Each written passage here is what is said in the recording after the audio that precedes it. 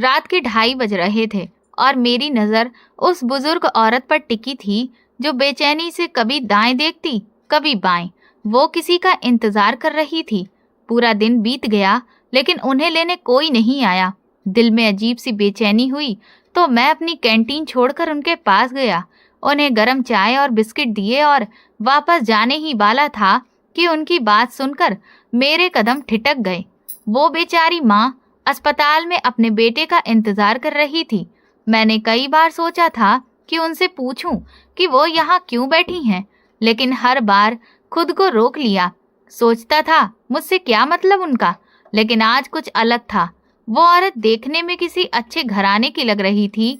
रात के 2:30 बज चुके थे। अस्पताल के पास की सारी दुकानें बंद थीं। बस मेरी कैंटीन ही खुली थी, क्योंकि मरीजों के रिश्तेदार अक्सर देर रात चाय, पराठे या बिस्किट लेने आ जाते हैं। अब तो मेरा भी मन नहीं लग रहा था। वे बहुत थकी हुई लग रही थी। कभी बेंच पर सीधी बैठती तो कभी लेट जाती। आखिर मैं अपनी कैंटीन नौकर पर छोड़कर चुपचाप उनकी तरफ बढ़ गया। मुझे देखते ही वे घबराकर उठ बैठी और बोली, बेटा मैं तो जा ही रही थी, तुम अपनी बेंच साफ करना। वे जाने लगी तो मैंने उनका हाथ पकड़ लिया और बोला, अम्मा आप बैठिए, मैं आपको भगाने नहीं आया, बस कुछ पूछना चाहता हूँ। वे झिझकते हुए बैठ गईं। उम्र करीब 60 या 70 साल की होगी। मैंने कहा, अम्मा रात के 2:30 बज रहे हैं, आप किसी से मिलने आई हैं या किसी का इंतजार कर रही हैं? उन्होंने कहा, नहीं बेटा मैं कुछ नहीं बता सकती, मेरे बेटे ने मना किया है। उनकी बात सुनकर मैं हैरान हुआ। मैंने फिर धीरे से कहा, अरे अम्मा मैं भी तो आपका बेटा हूँ, सुबह से आपको देख रहा हूँ, कुछ खाया नहीं, कहीं गई नहीं, अब तो रात के 2:30 बज गए हैं। वे मुझे देखकर बोली, तुम मुझे कुछ खाने को दे सकते हो?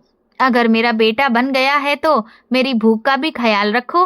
उनकी आवाज में इतनी लाचारी थी कि मेरा दिल कांप गया। पता नहीं क्यों मुझे लगा जैसे मैंने इनको कहीं देखा है, लेकिन मैंने सोचा अब सोचने का वक्त नहीं, बस बोला, हाँ अम्मा क्यों नहीं, मैं अभी लेकर आता हूँ।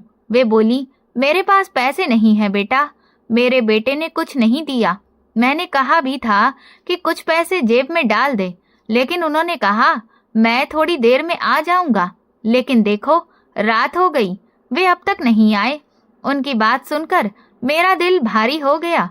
कुछ बच्चे माँ बाप के लिए तड़पते हैं और कुछ अपने माँ बाप को बोझ समझकर सड़कों पर छोड़ देते हैं। मैं कुछ बोले बिना कैंटीन की ओर गया और उनके लिए चाय और बिस्किट ले आया। जब मैंने उन्हें दिया तो वे दुआएं देने लगीं, भगवान तुझे खुश रखे बेटा, तुझे मेरी तरह बेटा दे। फिर बोली, मेरा बेटा बहुत अच्छा है, मेरा ख्याल रखता है। हाँ कभी कभी घर से बाहर भेज देता है, तब मैं दिन भर पड़ोस में या किसी दुकान के सामने बैठी रहती हूँ। कोई कुछ दे दे तो मैं खा लेती हूँ, लेकिन आज तो सुबह ही मुझे इस अस्पताल के बाहर बिठाकर चला गया। मैं बहुत दूर रहती हूँ, ये हमारा इलाका भी नहीं है। उनकी बात सुनकर मेरे दिमाग में कई सारे सवाल उठे। मैंने पूछा, अम्मा आपके पास कोई फोन नंबर या पता है? मैं आपको छोड़ आता हूँ आपके घर तक। आप मुझे अपनी माँ जैसी लग रही हैं। मेरी माँ तो इस दुनिया में नहीं है, लेकिन मैं आपका ख्याल रख सकता हूँ। उन्होंने कहा, बेटा मुझे अपना घर याद नहीं, याददाश्त कमजोर हो गई है, रास्ते भूल जाती हूँ। मेरा बेटा ही मुझे ले जाता था और वही घर लाता था, लेकिन अब तो इतनी दूर छोड़ गया है कि मैं खुद से लौट भी नहीं सकती। हाँ मेरे पास एक नंबर है, मेरी पड़ोसन ने दिया था। उन्होंने कहा था कि अगर कभी गुम हो जाऊं तो फोन कर लेना, वो लेने आ जाएंगी। मैं बोला, अच्छा वो नंबर दीजिए अम्मा, मैं बात कर लेता हूँ। वे बोली, नहीं बेटा, मेरा बेटा मुझे भूल नहीं सकता, वो मुझसे बहुत प्यार करता है, बस उसकी बीवी।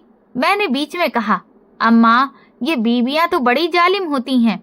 वे झट से बोली, अरे नहीं बेटा, मेरी बहू बहुत अच्छी है, वो तो मेरे लिए अपने पति से भी लड़ जाती है। बस मेरे बेटे को ही न जाने क्या हो गया है, कहता है तू मेरी माँ नहीं, कोई और है, जिसे मेरे पिताजी लेकर आए थे, जबकि मैंने ही उसे अपनी कोख से जन्म दिया है। 9 महीने पेट में रखा, उसके गीले बिस्तर साफ किए, रातों को उसे गोद में सुलाया। बरसात में जब बाहर नहीं जा पाती थी तो कमरे में ही खड़ी होकर उसे झुलाती रहती थी ताकि वो सो जाए। वो बोलते बोलते रो पड़ी। मैं बस चुपचाप उन्हें देखता रहा। फिर बोला, अच्छा अम्मा, नंबर दीजिए, मैं बात कर लेता हूँ। उन्होंने माथे पर हाथ रखकर बोला, पहले कुछ खा लूं बेटा, फिर दूंगी नंबर। मैंने उन्हें और परेशान नहीं किया।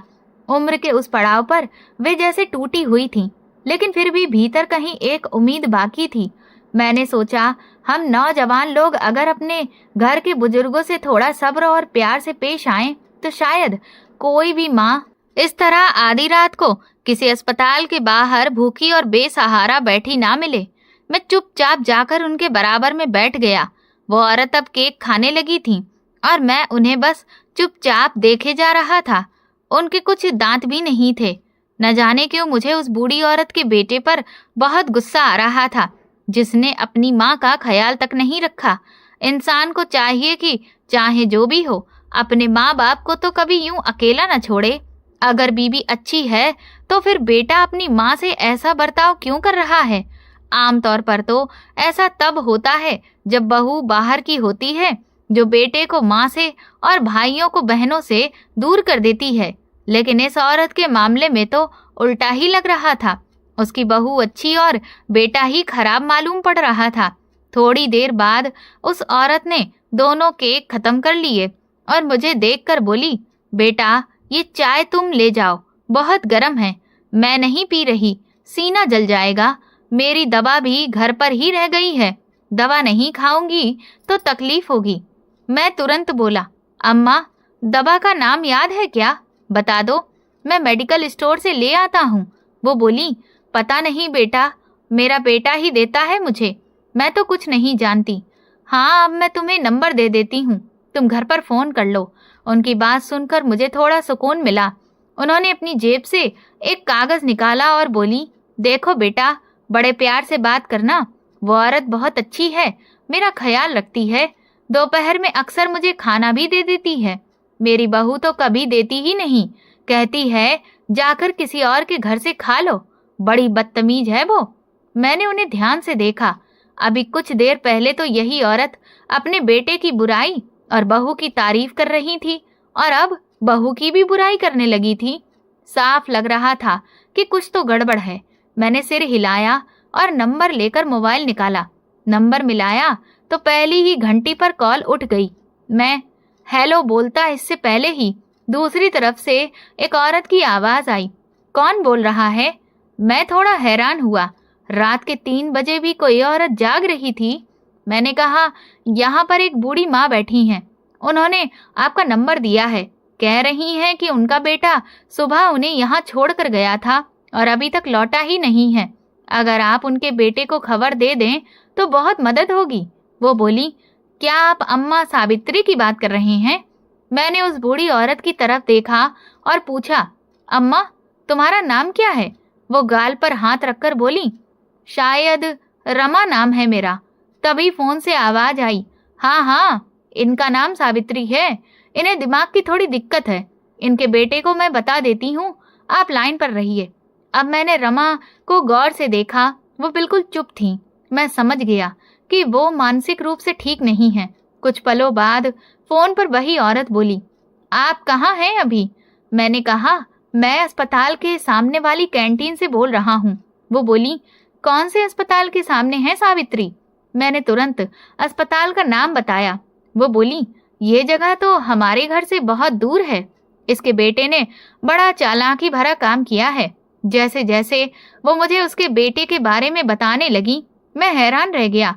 मैंने कहा, इस उम्र में इतनी बुजुर्ग औरत को इस हाल में छोड़ देना, कैसे कोई इतना बेरहम हो सकता है? वो बोली, अब कुछ नहीं किया जा सकता, या तो आप इन्हें किसी वृद्धाश्रम में छोड़ दीजिए या फिर इन्हें वहीं पर बैठा रहने दीजिए, क्योंकि अब ऐसा कोई रास्ता नहीं बचा जिससे ये अपने बेटे तक पहुंच सकें। उसका बेटा सब सोच समझ कर करके गया है। इतना कहकर फोन कट गया। मैंने सिर घुमाया तो देखा बूढ़ी अम्मा मेरी तरफ उम्मीद भरी नजरों से देख रही थी। मेरी आंखें नम हो गईं। समझ ही नहीं आ रहा था कि उन्हें सच्चाई कैसे बताऊं। मेरा दिल जोर जोर से धड़कने लगा था। मैं अपनी जगह से उठा और कैंटीन में वापस चला आया। अब मुझ में सामना करने की हिम्मत नहीं बची थी। कुछ देर बाद मेरा नौकर आया और बोला, साहब, वो बूढ़ी औरत आई हैं जिसके साथ आप बैठे थे, दुकान के पास खड़ी हैं और आपका नाम पूछ रही हैं।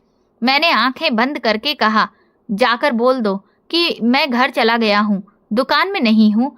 तभी पीछे से आवाज आई, बेटा झूठ क्यों बोल रहे हो?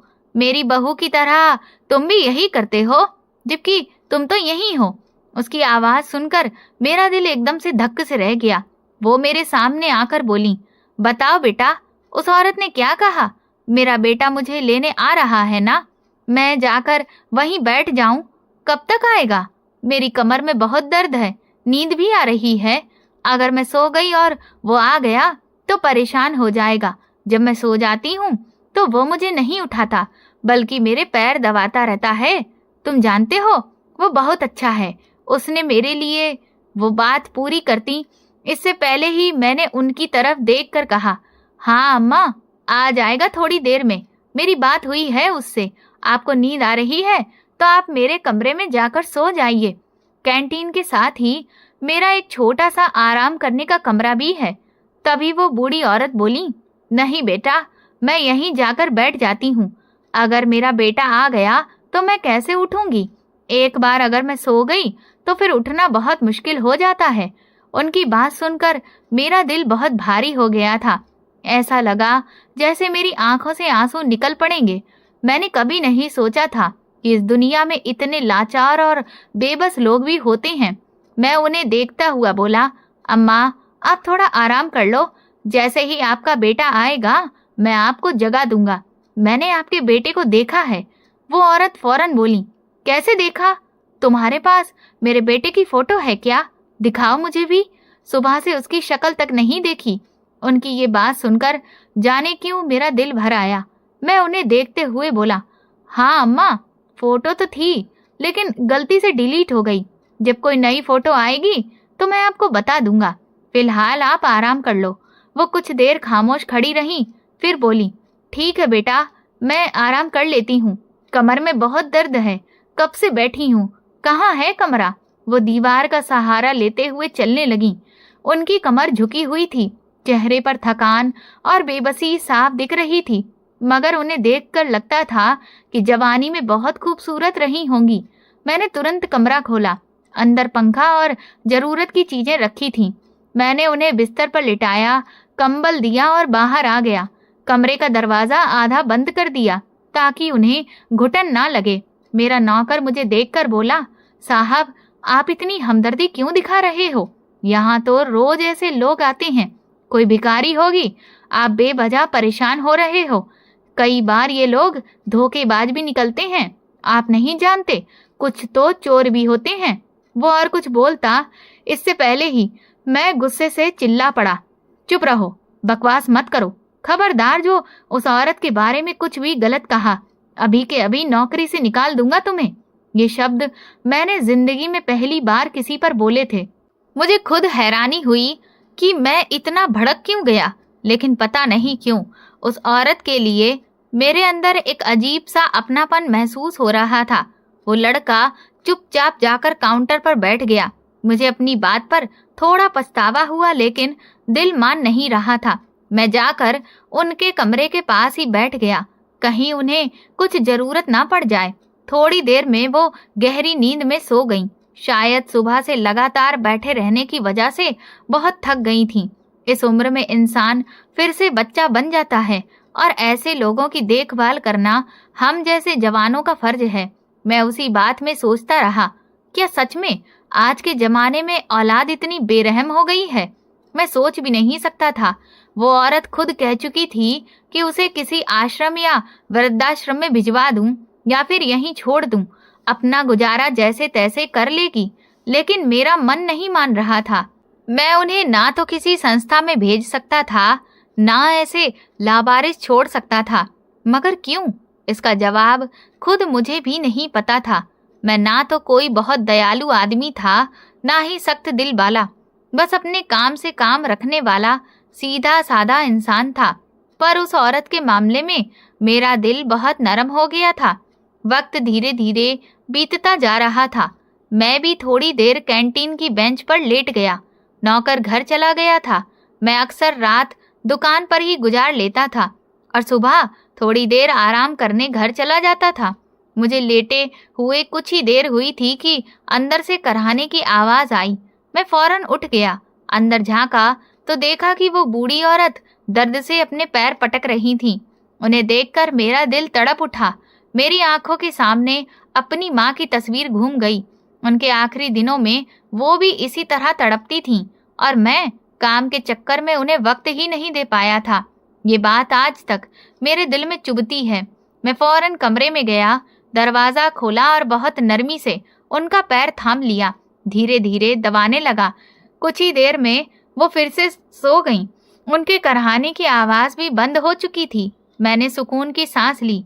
मैं बाहर निकलने ही वाला था कि उनकी धीमी आवाज आई, राजू, मुझे छोड़कर मत जाना बेटा, मेरे पैर में बहुत दर्द है, थोड़ा और दबा दो।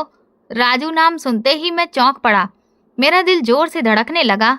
मैं कुछ पल के लिए वहीं ठिठक गया, फिर चुपचाप वापस जाकर बैठ गया और उनके पैर धीरे धीरे दबाने लगा। मुझे पता था उनकी हड्डियां बहुत कमजोर हैं। अगर थोड़ा भी जोर लगाऊं तो उन्हें दर्द होगा, इसीलिए बहुत संभल कर दबा रहा था। करीब 1 घंटे तक मैं उनका पैर दबाता रहा। शायद अब उन्हें आराम मिल गया था। मैं धीरे से उठा और बाहर आकर बेंच पर लेट गया। मेरा मन बहुत अजीब हालत में था। ये औरत कौन है और उसे राजू का नाम कैसे मालूम? कुछ पल तक मैं यही सोचता रहा, फिर सिर हिलाकर खुद से बोला, शायद ये मेरा वहम है। राजू नाम के तो बहुत लोग होते हैं, मैं ही बेवजह सोच रहा हूँ। शायद इस औरत से मेरी हमदर्दी इतनी बढ़ गई थी कि मैं इसमें अपने रिश्ते ढूंढने लगा था। थोड़ी देर बाद मुझे फिर से नींद आ गई। सुबह सूरज की रोशनी आंखों पर पड़ी तो मेरी नींद खुली। मैं फौरन उठा क्योंकि अब लोग दुकान पर आने लगेंगे। तभी अंदर से रोने की आवाज आई। मैं दौड़कर कमरे में गया तो देखा वो बूढ़ी औरत बैठी थी, हाथ जोड़कर भगवान से दुआ मांग रही थी और लगातार रोए चली जा रही थी। मैं फौरन अंदर आया और उन्हें देखते हुए बोला, अम्मा, क्या हुआ? क्यों रो रही हो? क्या दर्द हो रहा है आपको या कुछ चाहिए? वो रोते हुए बोली, मुझे मेरा बेटा चाहिए। तुमने कहा था वो थोड़ी देर में आ जाएगा, लेकिन अब तो सुबह हो गई है। मेरा लाडला कहाँ है? मेरी दवाइयाँ भी घर पर हैं। मुझे बहुत जलन हो रही है। उनके ये बोल सुनकर मैं फौरन बोला, अम्मा आप खड़ी हो जाइए, मैं आपको दवाई अंदर से दिला देता हूँ। ये सामने ही अस्पताल है। आपको पता नहीं वो दवाइयाँ कब मिलेंगी। आपकी तकलीफ कम हो जाएगी। जो भी आपको अंदर महसूस हो रहा है वो डॉक्टर को बता देना। वो औरत मेरे सहारे पर खड़ी होते हुए बोली, हाँ बेटा, दवाई चाहिए वरना मेरी जलन ठीक नहीं होगी और सिर में भी बहुत दर्द हो रहा है। उनकी उम्र ऐसी थी कि ये सब होना स्वाभाविक था। मैं उन्हें लेकर फौरन अस्पताल पहुंच गया था। मेरा नौकर आ गया था, उसने कैंटीन संभाल ली थी। मैं डॉक्टर सुमन के पास आया। वो बहुत ही अच्छी और नरम दिल औरत थी। हर मरीज से बहुत ही प्यार और सलीके से पेश आती थी। मुझे देखते ही वो मुस्कुराई और बोली, अपनी अम्मा को लेकर आए हो संजय? मैंने सिर हिलाते हुए बोला, नहीं डॉक्टर, आप पहले इन्हें चेक करें और दवाई दे दें, मैं बाकी की बात बाद में बताता हूँ। मेरी बात सुनकर उन्होंने सिर हाँ में हिलाया और उन बुजुर्ग औरत से उनकी तबीयत पूछने लगी। वो औरत बोली, मेरे सीने में बहुत जलन हो रही है, सिर में भी दर्द है और मैं दवाई खाती हूँ, पर अब दवाई नहीं है। डॉक्टर सुमन ने पूछा, अम्मा कौन सी दवाइयाँ लेती हो, नाम बताओ। वो सिर हिलाते हुए बोली, मुझे नाम का क्या पता बेटा, मेरे बेटे को पता है। वो बहुत पढ़ा लिखा है, बड़ी गाड़ी है उसके पास, मुझे बहुत बड़े क्लिनिक में लेकर जाता था। आपका क्लिनिक तो उसके सामने कुछ भी नहीं है, मगर मुझे दवाई दे दो। डॉक्टर सुमन मुझे देखते हुए बोली, देखिए मैं इन्हें ऐसे ही दवाई नहीं दे सकती, मुझे लग रहा है इन्हें कोई और परेशानी भी है। मैं धीरे से बोला, इन्हें दिमागी परेशानी भी है। डॉक्टर बोली, हाँ मुझे भी लग रहा है। इससे पहले हम कुछ और बोलते, वो बूढ़ी औरत झट से बोली, मुझे ऐसा मत कहो, मैं कोई पागल नहीं हूँ। पागल तो मेरा बेटा है जो मेरे बारे में ऐसी उल्टी सीधी बातें करता रहता है। तुम्हें जरूर उसी लड़की ने कहा होगा। मैंने डॉक्टर सुमन को देखते हुए बोला, मेरे पास इनके घर का कोई पता नहीं है, ना कोई नंबर। ये कल मेरी कैंटीन के सामने बैठी हुई मिली थी। शायद इनका बेटा इन्हें छोड़कर चला गया है और इनकी पड़ोसन ने बताया कि इनका बेटा। अभी मैं बात पूरी करता इससे पहले वो औरत गुस्से में खड़ी होकर बोली, खबरदार, जो मेरे बेटे के खिलाफ कुछ भी कहा वो मुझे छोड़कर नहीं गया। उसने कहा था कि उसे एक जरूरी काम से जाना है, थोड़ा वक्त लगेगा आने में, और मुझे कहीं नहीं जाना, बस इसी बेंच पर बैठी रहना। मुझे नहीं चाहिए कोई दवाई वगैरह, मैं जा रही हूँ। ये कहकर वो जाने लगी, लेकिन डॉक्टर सुमन ने इशारे से मुझे रोक लिया। वो दीवार का सहारा लेकर बाहर निकल गईं। डॉक्टर ने फौरन अपने असिस्टेंट को फोन किया और कहा, इनका ध्यान रखना, ये कहीं चली ना जाएं। फिर मुझे बैठने का इशारा करके बोली, आप एक काम करो, जिस नंबर से आपने इनकी पड़ोसन से बात की थी वो नंबर मुझे दो, मैं बात करती हूँ। शायद उनसे कुछ पता चल जाए, क्योंकि ये अपनी हालत ठीक से बता नहीं पा रही हैं। इन्हें भूलने की बीमारी भी है। मैं सिर हिलाते हुए बोला, हाँ, इन्हें तो अपना नाम भी याद नहीं था, लेकिन बेटा नहीं भूल पा रही। डॉक्टर सुमन बोली, माँ सब कुछ भूल सकती है, पर अपनी औलाद को कभी नहीं भूलती, किसी भी हालत में नहीं। दीजिए, नंबर दीजिए। मैंने नंबर दे दिया। कुछ पलों के बाद उन्होंने कॉल लगाई और स्पीकर पर फोन रख दिया। मैं फोन की तरफ ध्यान से देख रहा था। 2 बार बेल बजी और फिर एक आदमी की आवाज आई, हेलो, कौन बोल रहा है? ये आवाज सुनकर मुझे लगा कि ये उसी औरत के पति होंगे। इतनी सुबह फोन बजने से शायद उन्होंने उठाया। डॉक्टर सुमन प्रोफेशनल लहजे में बोली, मैं डॉक्टर बोल रही हूँ, आपकी पड़ोसन हमारे पास हैं, उनकी तबीयत ठीक नहीं है, क्या आप अपनी पत्नी से बात करवा सकते हैं? मुझे उनकी हालत के बारे में थोड़ा जानना है। वो आदमी बोला, अच्छा, आप सावित्री आंटी की बात कर रही हैं, मैं बात करवाता हूँ अभी अपनी बीवी से। कुछ देर के बाद वही कल रात वाली औरत की आवाज आई। वो बोली, मैंने तो आपसे कल ही कहा था ना कि मुझे उनसे कोई रिश्ता नहीं रखना। आप उन्हें उनके हाल पर छोड़ दो, फिर क्यों पीछे पड़े हो मेरे? भगवान की जमीन बहुत बड़ी है, कहीं भी चली जाएंगी। वैसे भी सारा दिन यहाँ वहाँ भटकती रहती थीं। उनका बेटा इन्हें घर में घुसने ही नहीं देता था, बस बाहर दरवाजे के पास ही पड़ी रहती थीं। ज्यादा से ज्यादा उनकी बहू रात को रहम खाकर आंगन में सुला देती थी। मेरा दिल जैसे रुक गया था। इतनी बूढ़ी औरत पर इतना जुल्म। वो औरत कुछ और कहती, इससे पहले ही डॉक्टर सुमन बोली, मुझे ये नहीं पूछना कि ये कैसी जिंदगी जी रही थीं। मैं बस ये जानना चाहती हूँ कि आपको इनकी तबीयत का पता है। ये कह रही हैं कि इन्हें जलन हो रही है, सर में दर्द है, और ये साहब बता रहे हैं कि आपने कहा था कि इन्हें दिमाग की भी बीमारी है। वो औरत बोली, हाँ, ये दवाइयाँ लेती हैं, दिमाग से भी ठीक नहीं है, भूलने की बीमारी है और अजीब सी हरकतें करती हैं। शायद इसी वजह से इनका बेटा परेशान होकर इन्हें छोड़ गया। खैर, मुझे इनकी दवाइयों का तो नहीं पता है, पर ये ठीक नहीं रहती। हमेशा कहती रहती हैं कि सीने में जलन है। डॉक्टर अपने हिसाब से उनसे कुछ पूछने लगी और फिर कुछ देर के बाद मोबाइल बंद कर दिया। मैं कुछ बोलता इससे पहले ही डॉक्टर बोली, इन्हें बायोब्रेसिस है। ये एक ऐसी बीमारी है जिसमें आदमी पुरानी बातें याद रखता है, लेकिन आज क्या हुआ वो भूल जाता है। कभी किसी से प्यार से बात करता है तो कभी किसी पर गुस्सा करता है, कभी बहुत खुश होता है और कभी बहुत दुखी, कभी उल्टी सीधी बातें करता रहता है और कहीं टिक भी नहीं पाता। ये दिमाग का रोग होता है। खैर, मैं इनका इलाज नहीं कर सकती क्योंकि मैं मेंटल डॉक्टर नहीं हूँ। आपको किसी मनोचिकित्सक को दिखाना होगा, लेकिन उससे पहले इन्हें अच्छे से खाना खिला दो। पेट भरा रहेगा तो सुकून मिलेगा। अगर तुम खर्चा उठा सकते हो तो इलाज कराओ, और नहीं तो किसी संस्था में रखवा दो। हर किसी की जिम्मेदारी हम नहीं उठा सकते। अच्छा यही होगा कि तुम अपने काम पर ध्यान दो। इतना कहकर डॉक्टर सुमन अपने काम में लग गईं। मैं भारी दिल लेकर बाहर निकला। इस औरत को ऐसे छोड़ देना मेरे बस की बात नहीं थी। मैंने खुद को समझाया, छोड़ो, इनका मामला है, बैठी रहें, ज्यादा से ज्यादा मैं खाना दे दूंगा। पर मैं चाहकर भी इन्हें अनदेखा नहीं कर पा रहा था। बाहर निकला तो देखा सामने बेंच पर वो औरत चुपचाप बैठी थी, जैसे कि किसी का इंतजार कर रही हो। चेहरा थका हुआ, आंखें बुझी हुई। मुझे लगा भूख लगी होगी। मैंने जल्दी से उनके लिए चाय पराठा मंगवाया और पास जाकर बैठ गया। आमतौर पर मैं इस वक्त तक घर जाकर आराम करता हूँ, पर आज इस औरत की वजह से मैं यहीं रुक गया। मैं अपने हाथों से उन्हें नाश्ता कराने लगा तो वो रो पड़ी। बोली, तुम्हें पता है, मेरे बेटे ने कभी मुझे ऐसे नाश्ता नहीं दिया। वो तो हमेशा खाना जमीन पर फेंक देता था।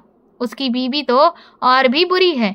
एक बार मैंने कहा पानी दे दो, जलन हो रही है, तो उसने गिलास मुंह पर मार दिया। कोई अपनी माँ के साथ ऐसा करता है क्या? मेरी औलाद अच्छी नहीं है।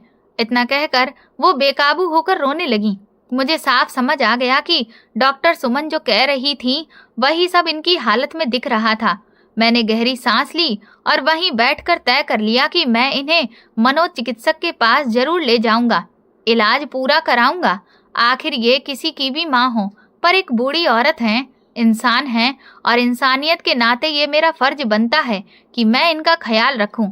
मैंने तुरंत ही मनोचिकित्सालय का पता निकाला और इन्हें लेकर चल पड़ा। फिलहाल इन्हें कुछ दवाइयों की जरूरत थी ताकि इन्हें चैन मिल सके। उसके बाद मैं इनके बेटे का पता लगाऊंगा, फिर आगे क्या करना है वो देखूंगा। उस औरत ने मुझे बताया था कि उनका बेटा शहर छोड़कर कहीं चला गया है। अब वो कहाँ गया है किसी को कुछ पता नहीं। यही वजह थी कि मैं हैरान रह गया था। फिलहाल मैं उस औरत को लेकर मेंटल हॉस्पिटल पहुंचा था। मेरी मुलाकात एक बहुत ही समझदार डॉक्टर से हुई थी। मेरा पैसा खूब खर्च हो रहा था, पर मुझे उसकी परवाह नहीं थी, वरना तो मैं ऐसा आदमी था कि मेरा 1 रुपया भी बेकार चला जाए तो दिल घबरा जाता था। लेकिन इस औरत के मामले में मैं बिना सोचे समझे पानी की तरह पैसा बहा रहा था। डॉक्टर ने उनका पूरा चेकअप किया था और दवाइयाँ लिख दी थीं। डॉक्टर का कहना था कि इन्हें शुगर की बीमारी है, इसीलिए इनके पैर जलते हैं और सुन्न भी पड़ जाते हैं। तकलीफ की वजह से इनके सिर में दर्द रहता है और सीने में तेल मसालेदार चीजें खाने की वजह से जलन होती है। उन्होंने कहा, हर हालत में परहेज करवाओ और मीठा मत खाने देना। जितना मीठा खाएंगी इनके पैर जलेंगे और दर्द बढ़ेगा। डॉक्टर की हर बात मैं ध्यान से सुन रहा था। उन्होंने मुझे साफ साफ कह दिया था कि इन्हें अकेला मत छोड़ना, हर वक्त साथ रहना। ऐसे लोग कभी कभी उदासी में खुद को नुकसान भी पहुंचा लेते हैं। लेकिन मैं जानता था कि ये औरत सब कुछ कर सकती है, पर अपनी जान नहीं लेंगी। डॉक्टर ने दवाइयाँ दे दी और मैं उन्हें लेकर घर आ गया। अभी मेरी शादी नहीं हुई थी, मैं कुंवारा ही था। घर में मेरे अलावा कोई भी नहीं था। गांव में बस मेरे चाचा और चाची रहते थे। वे लोग कभी कभी मिलने आ जाते थे। जब से मेरी माँ इस दुनिया से गई थी, मैं एकदम अकेला हो गया था। घर सूना सूना रहता था, लेकिन अब लगता था जैसे मेरी माँ की शक्ल में मुझे एक और माँ मिल गई हो। मैं उस औरत में अपनी दुनिया देखने लगा था। उन्होंने मुझे खूब दुआएं दी थीं। उस रात मैं देर तक उनके पैर दबाता रहा और सुबह उन्होंने मुझे दुआएं दी। मुझे नहीं पता था कि जिस औरत की मैं सेवा कर रहा हूँ वो कोई आम औरत नहीं है। अब मैं उनके घर जाना चाहता था ताकि सही से पता लगा सकूं कि वो किसकी माँ हैं। कहीं ऐसा ना हो कि कुछ वक्त बाद उनका बेटा आ जाए और अपनी माँ को मुझसे वापस ले जाए, और शायद उसे देखकर उनका दिमागी हाल भी ठीक हो जाए। मैंने कॉल सेंटर से उनकी लोकेशन निकाली। दिल थोड़ा डर रहा था, लेकिन मैंने हिम्मत नहीं छोड़ी। उनके लिए मैंने घर पर एक नौकरानी भी रख ली थी जो कि भरोसेमंद थी। मेरी कैंटीन का काम अच्छा चल रहा था, इसीलिए मैं ये सब खर्चे आसानी से उठा सकता था। मैं दिन रात मेहनत करता था, तो मुझे कोई अफसोस नहीं था कि मैं अपनी कमाई उस औरत पर खर्च कर रहा हूँ। और अजीब बात तो ये थी कि जब से वो औरत मेरी जिंदगी में आई थी, मेरी आमदनी में भी बरकत होने लगी थी। शायद सच ही कहा गया है कि जब आप किसी बेसहारे का सहारा बनते हो तो भगवान आपका सहारा खुद बन जाता है। उनका घर मेरे घर से काफी दूर था, लेकिन मैंने हिम्मत रखी। गाड़ी लेकर मैं उनके मोहल्ले की तरफ निकल पड़ा। सोच तो ये थी कि उन्हें भी साथ ले जाऊं, लेकिन फिर लगा अगर वहां जाकर वो जिद करने लगी कि अब मैं वापस नहीं जाऊंगी तो मैं क्या करूंगा। इसीलिए मैंने उन्हें घर पर ही छोड़ दिया। एक लंबा सफर तय करके मैं उस औरत के मोहल्ले पर पहुंचा, लेकिन वहां पहुंचकर जो देखा उसने मेरे होश उड़ा दिए। मैंने सोचा भी नहीं था कि मेरे मन में जो शक चल रहा था वो सच साबित होगा। अब समझ आया कि इस औरत से मुझे इतना लगाव क्यों हो गया था। मैं लोकेशन के हिसाब से उनकी पड़ोसन के घर पहुंचा। दरवाजा खटखटाया तो एक औरत बाहर आई। देखने में सीधी सादी और समझदार लग रही थी। उसने पूछा, जी किससे मिलना है? मैंने थोड़ा सा हिचकते हुए कहा, आपने सावित्री आंटी के बारे में बताया था ना, मैं वही हूँ जिसने उन्हें वहां से लाया था। वो बोली, हाँ मैंने आपसे कई बार बात करने की कोशिश की थी, लेकिन फिर आपका फोन ही नहीं लगा। ये जो बराबर वाला घर है ना, वहीं रहते हैं वो। उनका बेटा भी लौट आया है, अपनी माँ का पूछ रहा था। मैंने उसे आपके बारे में बताया भी था, लेकिन फिर उसने आपका नंबर लिया ही नहीं। मैंने उस औरत का शुक्रिया अदा किया और फिर बराबर वाले घर की तरफ बढ़ गया। दरवाजा खटखटाया और कुछ ही सेकंड के बाद दरवाजा खुला। सामने राजू खड़ा था। मुझे देखकर वो एकदम जड़ हो गया, जैसे कि उसके पैरों तले से जमीन ही खिसक गई हो। दरअसल राजू और मैं बचपन के दोस्त थे। मोहल्ला वही था जहां हम बड़े हुए थे। मैं अपनी माँ के साथ रहता था और मेरी माँ ने उस औरत को अपनी बहन कहा हुआ था। यानी कि जिस औरत की मैं देखभाल कर रहा था वो कोई और नहीं बल्कि मेरी मुंह बोली मौसी थी। बहुत साल पहले हम लोग यहीं से शिफ्ट हो गए थे, इसीलिए पहले तो मैं उसे पहचान ही नहीं पाया था, मगर अब सारी सच्चाई सामने आ गई थी। राजू मुझे देखते ही खिल उठा था। इतना बदलाव नहीं आया था उसमें। शायद पैसे की वजह से उसका रौब थोड़ा सा बना हुआ था। उसने खुद को बहुत संवार कर रखा था और गले लगने आया तो मैं गुस्सा होकर उसे धक्का दे दिया। शर्म कर राजू, तुमने ऐसा कर दिया। यकीन नहीं होता कि तुम ये कर सकते हो। अपनी माँ को ऐसे सड़क पर भटकने के लिए छोड़ दिया। तुम हमेशा मुझे कहते थे कि माँ का ख्याल रखना, और अब देखो तुम अपनी ही माँ को अस्पताल की बेंच पर छोड़कर चले गए। थोड़ी देर के लिए राजू की सांसें रुक सी रह गईं। फिर उसने हिम्मत करके पूछा, क्या तुम वही हो जिसने मेरी माँ का ख्याल रखा था? मैंने सिर हिलाकर हाँ कहा और उसे देखकर बोला, मुझे तुम पर बहुत अफसोस है कि तुम अपनी माँ का ख्याल नहीं रख सके, जिसने तुम्हें पाला, पाल पोस कर बड़ा किया। तुम्हारी माँ कितनी मेहनत करती थी, दूसरों के घरों में बर्तन मांजती थी ताकि तुम्हें खाना मिल सके, और तुमने उन्हें भीड़ में तन्हा छोड़ दिया। उनकी उम्र का ख्याल तक नहीं रखा। राजू ने सिर झुकाकर कहा, मैं मजबूर था। वो दिमागी तौर पर ठीक ही नहीं थी। मैं चाहता था कि वो दुनिया से चली जाए, पर वो मरती ही नहीं थी, इसीलिए मैंने उसे छोड़ दिया। मगर अब मैं उन्हें वापस लाना चाहता हूँ। ये सुनते ही मैंने उसे जोरदार थप्पड़ मारते हुए कहा, नहीं, भगवान तुम्हें कभी सुकून नहीं देगा। तुमने अपनी माँ को इस उम्र में दर दर की ठोकरें खिलाने के लिए छोड़ा है। तुम्हें पता चलेगा कि तुमने कितनी बड़ी गलती की है। जो लोग माँ बाप के लिए कुछ भी नहीं करते, उनके साथ बुरा ही होता है। ये कहकर मैं वहीं से चला आया। घर लौट के मैं उस औरत को पकड़कर खूब रोया। मैंने भगवान से हमेशा दुआ मांगी थी।